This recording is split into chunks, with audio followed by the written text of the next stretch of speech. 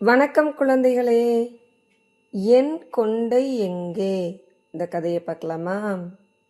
ஒரு காய்கறி தோட்டத்தில் ஒரு கத்தரி செடி இருந்தது. ஒரு நாள் அங்க வேகமா காத்து வீசுது. தொப்புன்னு ஒரு சத்தம் கேட்டது. ஆ அப்படிங்கிற சத்தத்தோட ஒரு பெரிய கத்தரிக்காய் கீழே விழுந்து கிடந்தது. கத்தரிக்காய் மெல்ல எழுந்து தலைய தொட்டு பார்த்தா அதோட கொண்டைய காணல. உடனே கோபமா அந்த தோட்டம் ஃபுல்லா தேடிச்சு. என் கொண்டைய காணோம், நீ தானே எடுத்தது அப்படின்னு தக்காளி கிட்ட கேட்டுச்சு. நான் எடுக்கல அப்படின்னு தக்காளி சொல்லிருச்சு.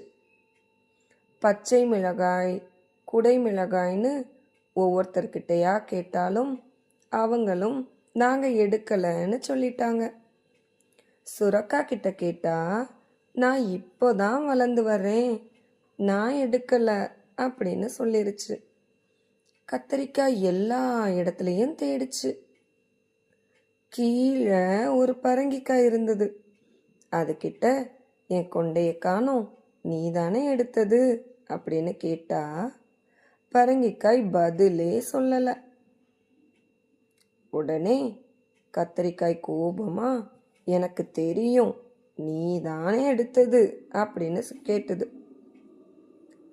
உடனே பரங்கிக்காய், அடே, உன் கொண்ட உன் செடியில இருக்கு, அங்க போய் பாருன்னு சொல்லுச்சு.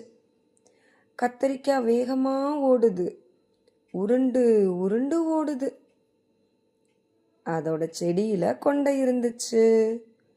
ஐ, இதோ என் கொண்டை கிடைச்சிருச்சு அப்படின்னு சொல்லி கத்திரிக்காய் அதோட கொண்டையை எடுத்து தலையில மாட்டி சந்தோஷத்துல துள்ளி குதிச்சுது.